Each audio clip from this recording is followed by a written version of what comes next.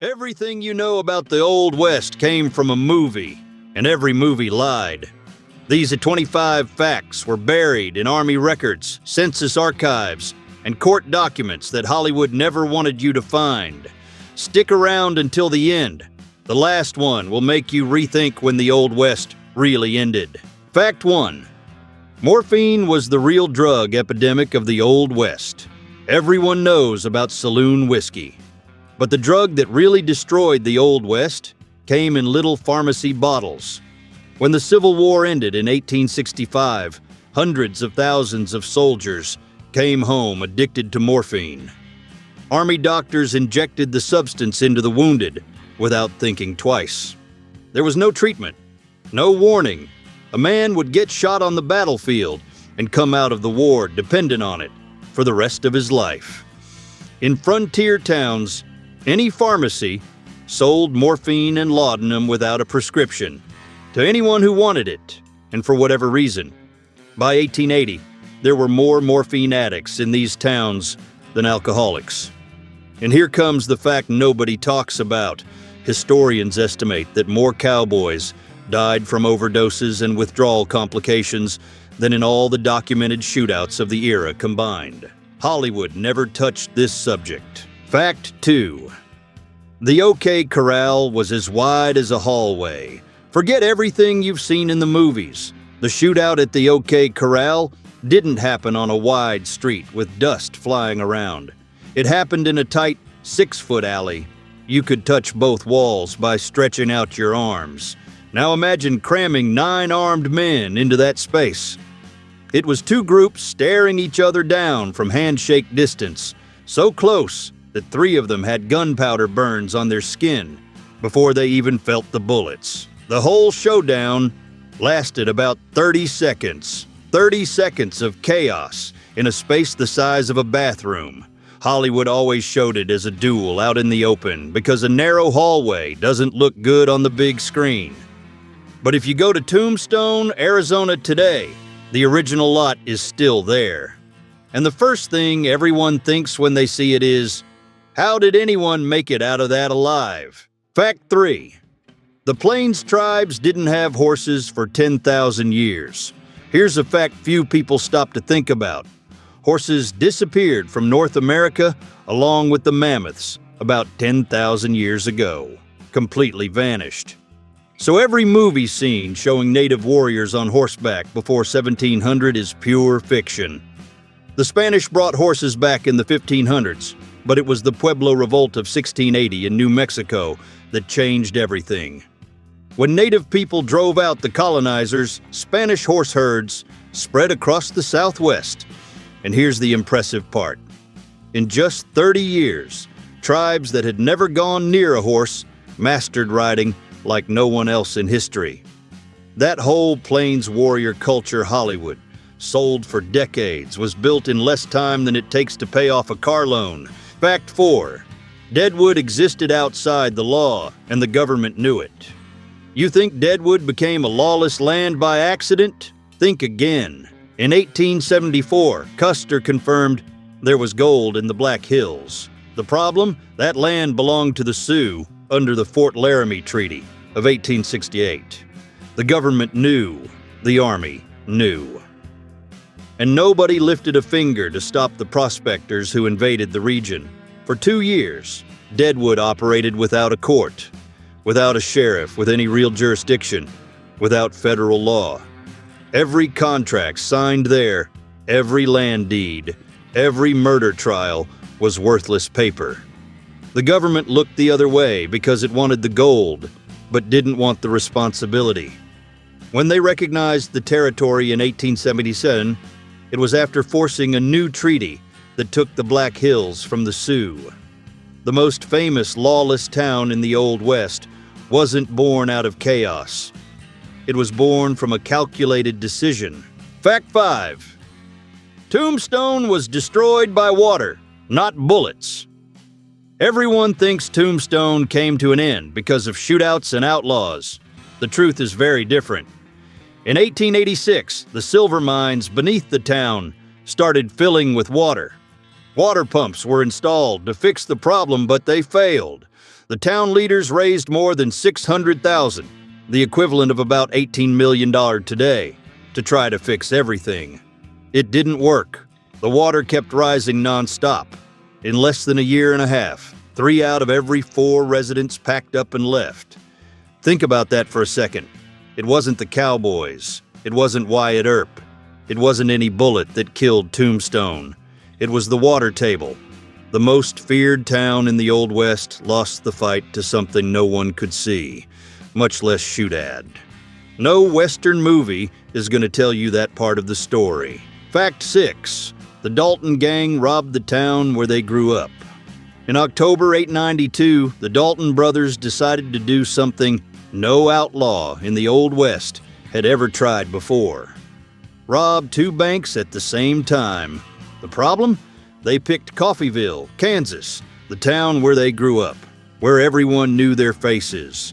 The townspeople realized what was happening and ran to the nearest hardware store. They grabbed rifles and shotguns. When the gang came out of the banks, they found an entire town armed and waiting. The shootout lasted less than 5 minutes. 4 of the 5 Daltons died right there in the street. But 4 Coffeyville residents were also killed, including the marshal. It was the bloodiest robbery in the history of the American West.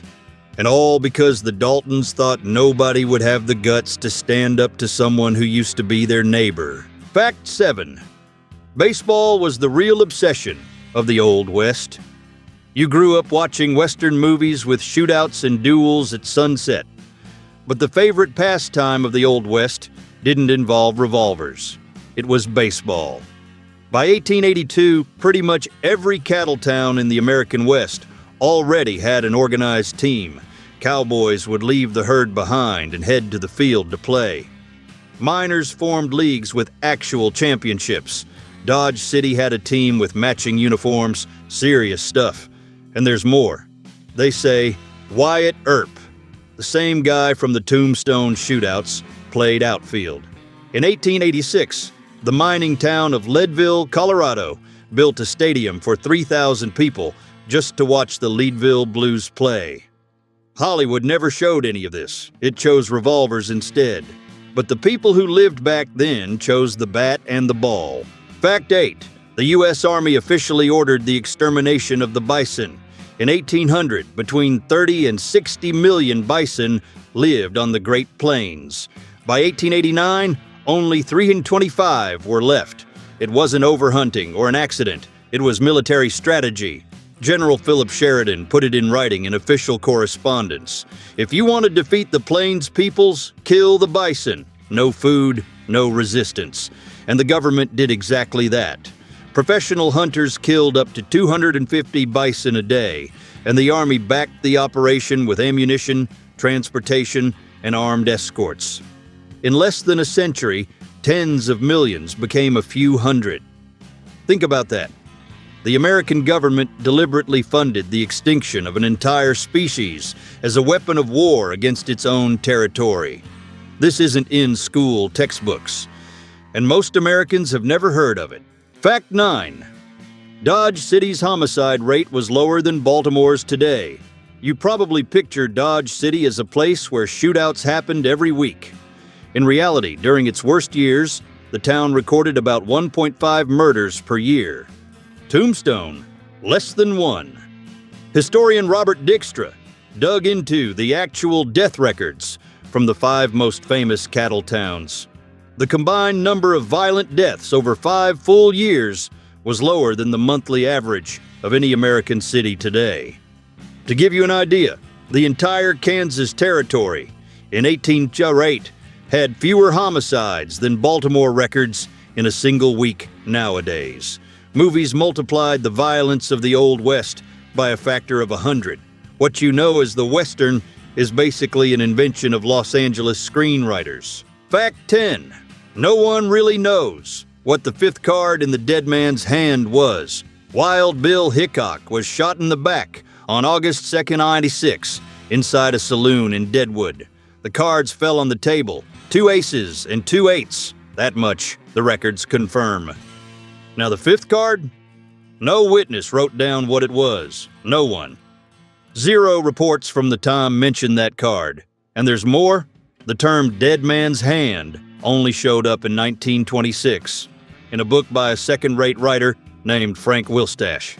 Half a century after the murder, the guy basically invented the legend and stuck it onto Hickok. Since then, every Hollywood movie, every poker table, every reference to that hand repeats a story no one actually witnessed. The most famous hand in poker history is incomplete. And the missing detail is exactly the one everyone thinks they know. Fact 11. In the 1800s, going to the dentist in the Wild West was exactly what you'd imagine. No anesthesia, no painkiller, just some guy with pliers and maybe a swig of whiskey. But around 1884, a doctor named Carl Kohler discovered that a compound extracted from coca leaves could numb tissue. Dentists adopted it right away. By the mid-1880s, traveling dentists in frontier towns were injecting this substance straight into the gums before pulling teeth. It was the first time in history that a real local anesthetic existed. The problem? Nobody understood the side effects. Patients came back not to get their teeth treated, but because they felt a physical need for the substance. They became dependent in a dentist's chair, not in some dark alley. Entire towns started having problems that nobody could explain. Fact 12. Lightning killed more cowboys than bullets. On the Great Plains, a man on horseback was the tallest thing for miles around, and lightning doesn't miss its target. Records from the big cattle drives of the 1870s show something few people would imagine. More cowboys died from lightning strikes than from shootouts, stampedes, and snake bites combined. And the riskiest job wasn't being a gunslinger, it was being the trail cook. The guy spent all day next to a metal wagon and a cast iron stove out in the open right when the afternoon storms rolled in. Veteran cowhands knew the danger.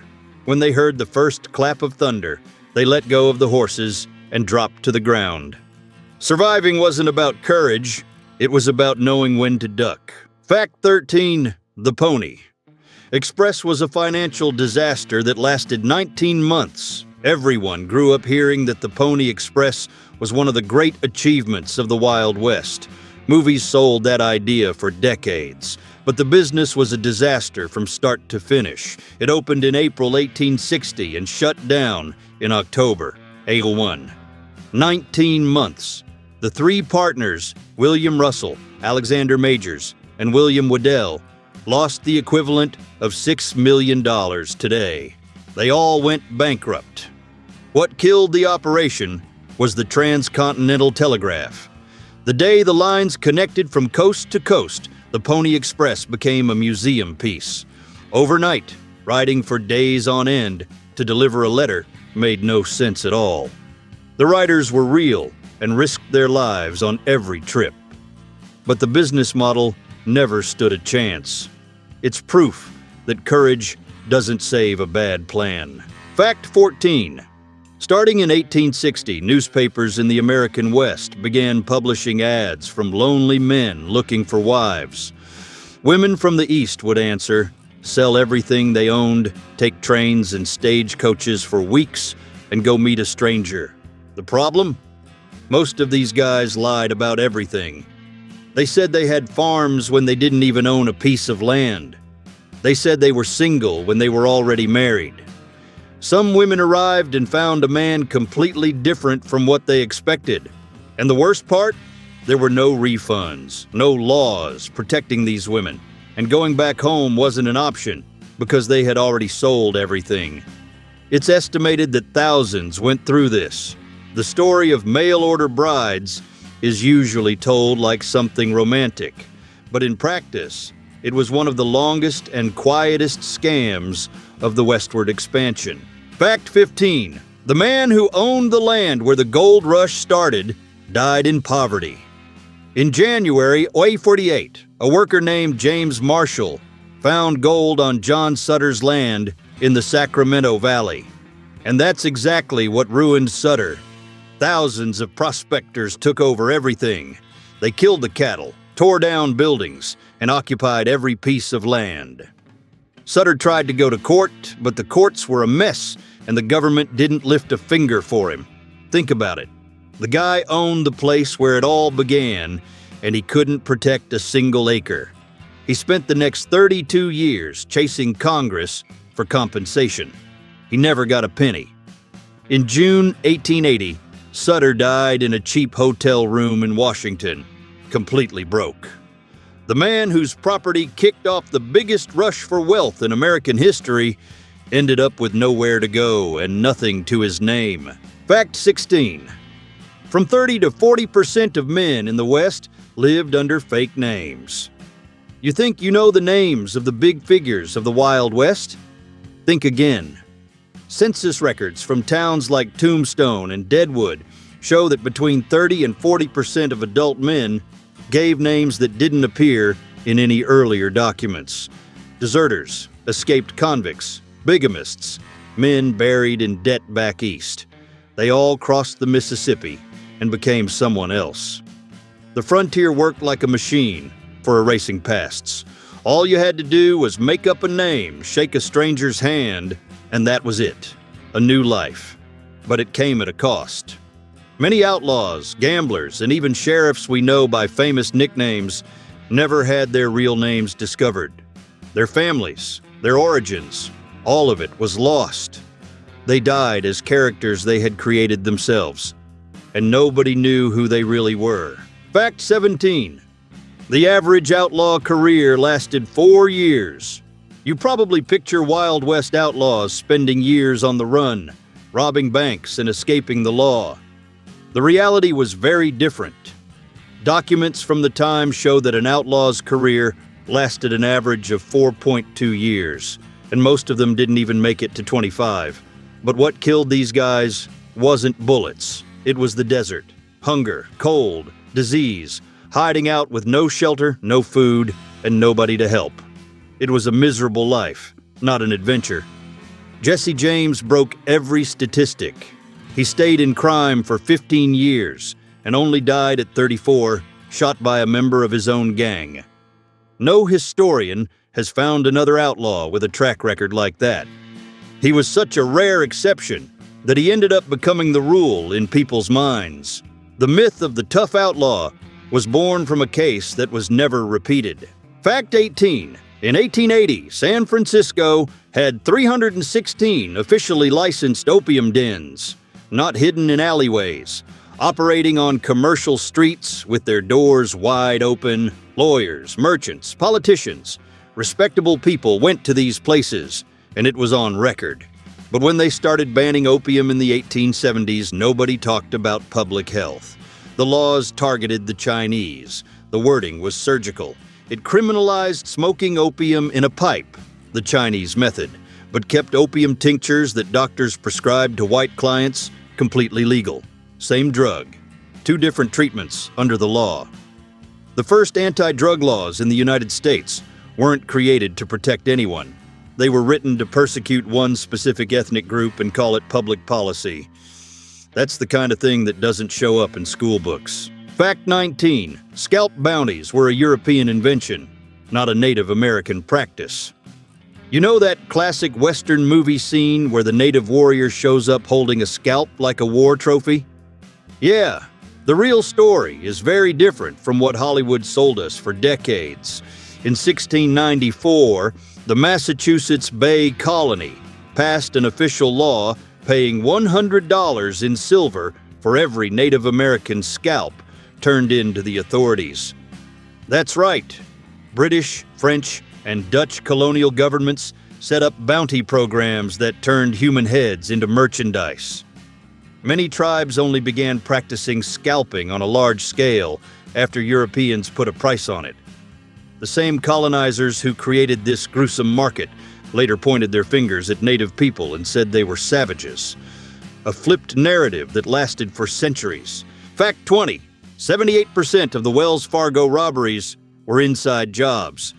Between 1870 and 1884, the Pinkerton Agency investigated 313 Wells Fargo stagecoach robberies. The result? Almost 8 out of 10 cases had people inside the company involved.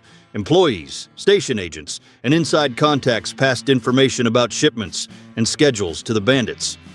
That story about the clever outlaw surprising a stagecoach in the middle of the desert was almost always a lie.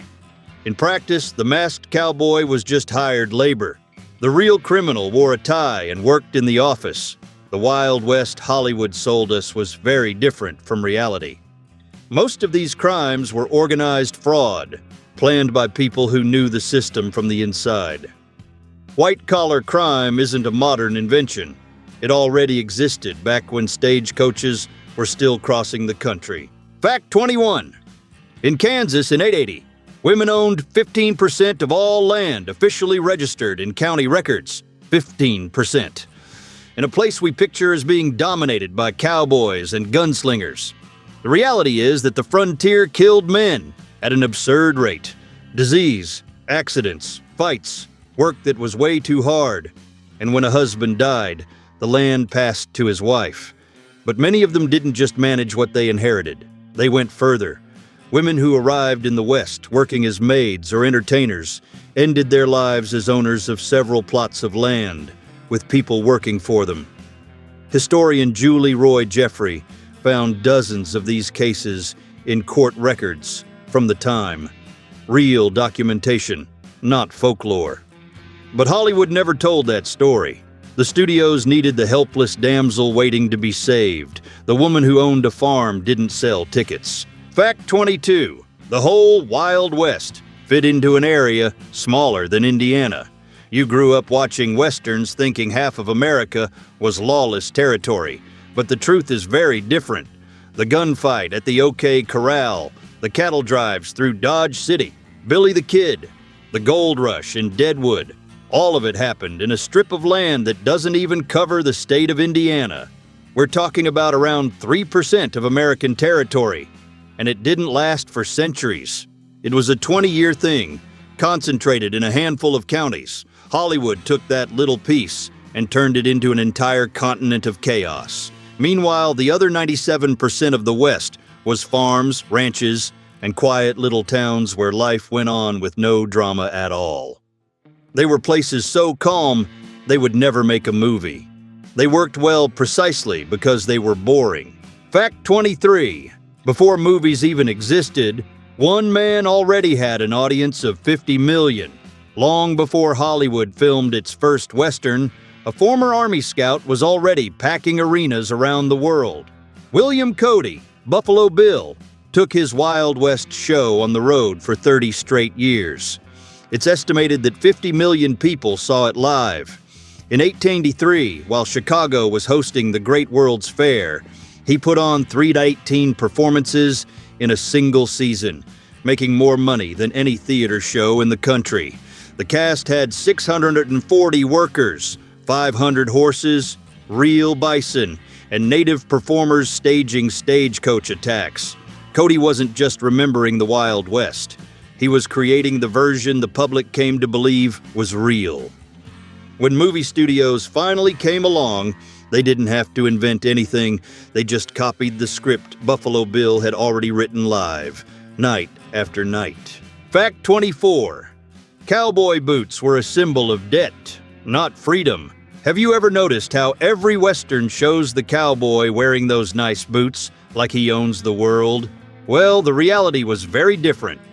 Around 85, a pair of custom-made boots cost between $15 and $20. Sounds cheap, right? But a trail cowboy made about $25 a month. In other words, those boots were worth almost 3 months of hard work under the sun and dust. Most of these guys bought them on credit. Through the company's own credit system, they handed over their wages as collateral and spent the entire first season just paying off the footwear. That symbol of freedom we associate with the Wild West was actually a financial chain. The cowboy riding free across the plains was almost always doing it while owing every cent on those boots. Fact 25. Hollywood declared that the Wild West ended in 1890. Reality completely disagrees. The last confirmed stagecoach robbery in the U.S. happened in December 1916 in Nevada. That's right, cars were already on the streets and there were still bandits stopping stagecoaches. The last major long trail cattle drive didn't end until 1940 in Arizona. And here's the detail that really hits. The last man imprisoned for crimes from the classic Wild West era died in a federal penitentiary in 1955. Eisenhower was already president. That famous closing of the frontier in 1890 that everyone repeats was just a classification from the U.S. Census. Bureaucracy on paper, not reality on the ground. The practices, the economy, and the violence of the West kept going strong for another half-century after movie studios had already decided that story was over.